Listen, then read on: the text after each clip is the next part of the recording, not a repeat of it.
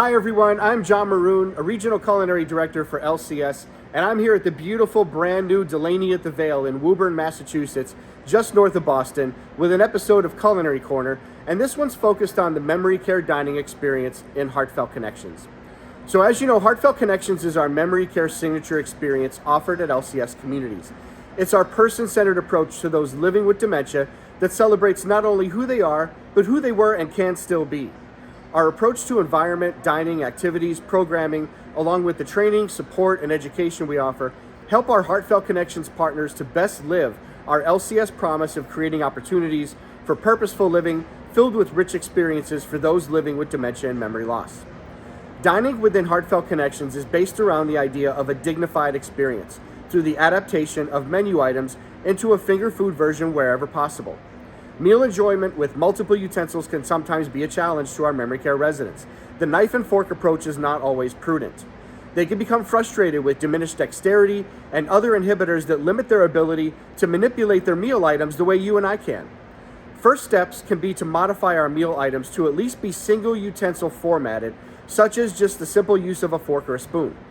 For most, this is as simple of an approach as serving sliced proteins as opposed to a whole portion piece like a full chicken breast or a steak. The philosophy behind this and the value it brings are only going to translate into experience, though, where we can actually take action. Sometimes the perception is that we have to create a totally different version of a dish to make the finger food accommodation. Today, I'd like to share a couple of things we could be doing right now with the meals we're already serving to make some of these modifications to heighten the experience within HeartFelt Connections. Here are two variations of dishes found on our current menu cycle. So here's some mise en place of one of the dishes we're going to create for you today. So let me take you right around the station. Our protein is going to be chicken breast, and I've set up a little demonstration for you. On the right is a 5-ounce IQF chicken breast, which some of us purchase, and on the left is a random chicken breast. Both are available through our mainliner vendor, Sysco. At the top, if you break down the pack and size based on current pricing from our Sysco Boston OpCo at the time of this taping, the IQF is $3.64 a pound, while the randoms are $1.85, so nearly half price. Some of you may remember there was a time when that gap was a lot larger. So you've heard me talk about the value of the random chicken breast given the cost savings and the volume of chicken we have on our menus. If you're still not quite over that hump, here's a little bit more evidence to back up that discussion. For starch, we've got spaghetti versus rigatoni. One of these is definitely more finger food friendly than the other, but we'll wait to view the difference on the finished plate when we serve. The chicken is going to be prepared Provençal style. Now, Provençal refers to the Provence region in the southeast of France, near Spain, where a lot of the indigenous ingredients are tomatoes, garlic, olives, olive oil, and fresh herbs like basil. These ingredients are cooked briefly into a rustic relish-style sauce. For our vegetables, we have a fresh garden medley with yellow squash, zucchini, carrots, and asparagus. I don't know if you can see the squash and zucchini are cut a little thicker than the carrots. And the reason we do that is so we can cook all the vegetables at the same time together and have the correct doneness on each, given the fact that the carrots are a bit more dense and fibrous than the zucchini and squash. If we were to cut them all uniformly and use the same cooking process, one would be overcooked while the other one's still crunchy. If you also look at the manner of vegetable cuts, you'll see that they can be utensil worthy in independent living and assisted living, but also be finger food viable in memory care. When we look at our plateware for our plate displays, on the left we have an independent living, assisted living version of our bone white 10.5-inch Tuxton Concentra plates. And on the right we see our memory care standard Fiesta pattern, which is found in a lot of our portfolios, including the Delaney's. We also have a melamine version of these called the Mardi Gras or the Diamond pattern, being utilized in other portfolios, including the Clarendales. We're going to go ahead and step aside, get all this cooked, and when we come back, we'll review the finished plates. Okay, so here are our finished plates, 2 versions of chicken Provençal with garden vegetable medley and pasta. For our independent living, assisted living version, we did plate the IQF chicken breast, but we know the best variation to use across all the cohorts is the sliced version you're about to see on the memory care plate.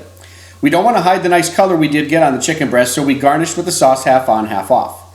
We've got our fork eligible vegetable medley, and we did a fork twist on the spaghetti to enhance its plate appeal. A finish of fresh basil garnish ties into the Provençal preparation. Our memory care finger food plate up has the random chicken breast with 3 1-ounce slices of chicken, rigatoni, and vegetables, all finger food appropriate. The Provençal sauce is on the side so the resident can pick up the chicken or even the pasta and dip it into the finished sauce if they so choose. We also took the opportunity to do a soup plate up for you. So there's little to help identify this brown liquid as cream of mushroom soup just by its appearance. Through a simple garnish approach, we could differentiate this by the addition of a couple of things.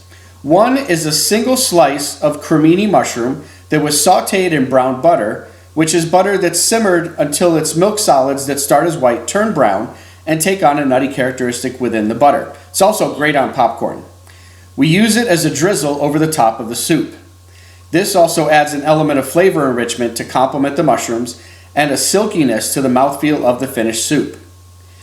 Once we zoom out here, if you take one final look at the finished entree plates, can you really see much difference between the two finished chicken breast portions as far as their size?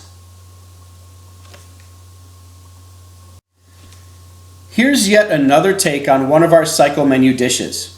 This one surrounds a tuna melt with a side Caesar salad. On the left side, you can see the independent living assisted living version of this, and this was inspired by Jude Walker at Clarendale Chandler. I had noticed some time ago that when we served cheesesteaks, Rachel's, Reuben's, that many times the residents couldn't handle all that bread and they would eat the inside of the sandwich and leave the bread behind. So we incorporated these open-faced versions of traditional sandwiches into our current menu cycles.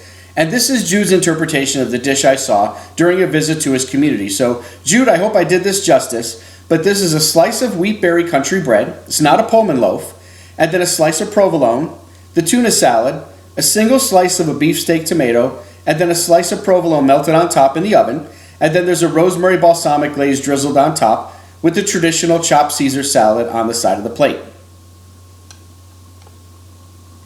If we look at the finger food memory care version, this is a traditionally made tuna melt sandwich with 2 slices of bread, the tuna, the provolone, and a thinly sliced tomato.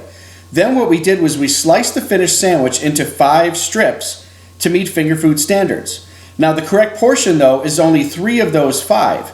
So if we were serving 25 memory care residents this dish, we wouldn't necessarily have to make 25 sandwiches. So again, of course, portion control is key here.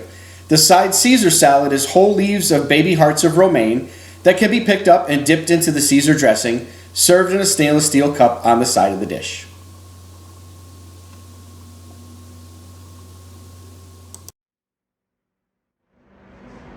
So I hope that connects some of the dots for you, and if you're one of our many culinary directors who are already implementing these approaches, I seriously applaud you, and I'd like to have you share some of your success stories, such as those I've already seen from directors like Amy Sperling at Clarendale Mokina. One last note on portion control. You noticed that we started with a 5-ounce IQF chicken breast. We finished with 4 ounces of cooked chicken on the ILAL plate. The memory care plate had only 3 ounces on it. Did you see any visual difference between the two? You ever wonder why dietitian models suggest 3 ounces of plated protein, but their recipes start with a 4-ounce breast? Here's why, although you already know. 4 ounces of raw protein has nearly the same nutritive value as 3 ounces of cooked. Why? Because the only thing lost in the cooking process is water. Nothing else evaporates. When items are cooked, their water activity is reduced. Everything else left behind, like the nutrients, the proteins, calories, vitamins, minerals, become concentrated in the finished product through nothing more than water evaporation. Some of us are starting with a 5-ounce chicken breast to yield what we feel is a more servable portion of finished protein. So go back and look at the 3-ounce portion of sliced chicken in the video that was on the Fiesta plate. Maybe we can rethink that approach, because starting with IQF over random is already an expense challenge. If we're purchasing 5 ounces of chicken instead of 4 ounces on top of that, we're just furthering our expense challenges, and in fact by 25%, if you play the numbers, every time we serve chicken. So keep an eye out for more of this as we continue to build more reference material to help elevate dignified dining and heartfelt connections. And thanks so much for watching.